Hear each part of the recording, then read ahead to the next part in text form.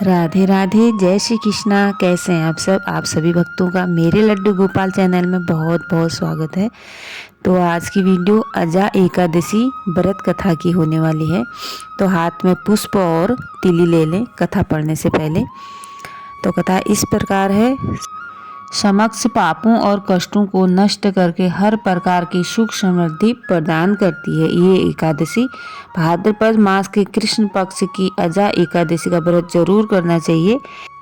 धर्मराज युधिष्ठिर ने विनय पूर्वक भगवान श्री कृष्ण से कहा, हे देवकी नंदन, आप मुझे भाद्रपद मास के कृष्ण पक्ष के एकादशी के बारे में बतलाइए। इसका क्या नाम है, विधान तथा तात्पर्य क्या है, यह जानने की मेरी बड़ी प्रबल इच्छा है। भगवान श्री कृष्ण ने कहा, हे कुंती पुत्र, जन्म जन्मांतर के सभी प्रकार के समक्ष पापों को नष्ट करने वाली इस एकादशी का नाम अजा एकादशी है। इसके व्रत को करने से मनुष्य सब पापों से मुक्त हो जाता है। जो मनुष्य इस दिन भगवान ऋषिकेश का पूजन करता है उसको अवश्य वैकुंठ की प्राप्ति होती है। अब मैं इसकी कथा कहता हूँ, आप ध्यानपूर्वक सुनिए। सतयुग में सूर्यवंश में सत्यवादी हरिश्चंद्र नामक एक महान प्रतापी चक्रवर्ती सम्राट थे। एक बार उन्होंने अपना संपूर्ण राज्य विश्वामित्र को दान कर दिया और दक्षिणा चुकाने के लिए अपनी पत्नी, पुत्र तथा स्वयं को दास के रूप में बेच दिया। राजा शमशान में चांडाल का दास बनकर सत्य को धारण करता हुआ मृतकों का वस्त्र ग्रहण करता रहा, मगर किसी प्रकार भी सत्य से विचलित नहीं हुआ।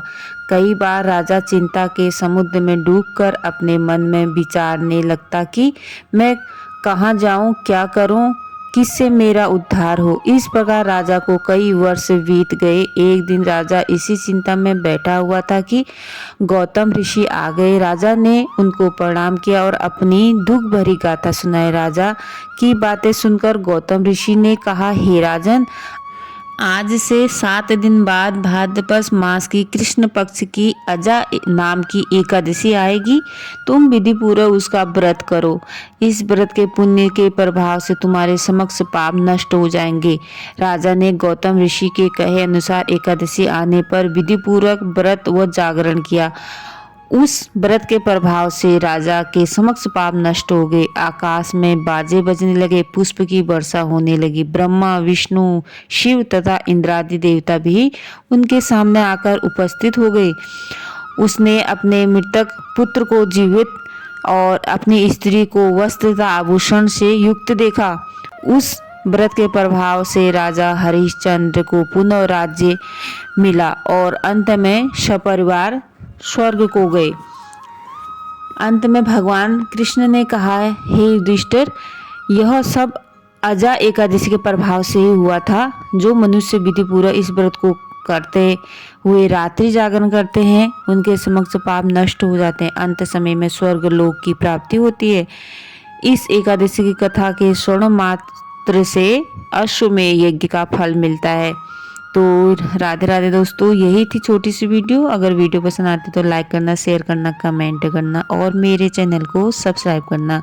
ये एकादशी की कथा ज़रूर सुने और अगर आप व्रत रखते हैं तो आप तब भी सुने, नहीं रखते हैं तब भी सुने एकादशी के दिन। तो आज एकादशी है, आज ज़रूर ये कथा सुने, आपके सारे पाप नष्ट हो जाएंगे।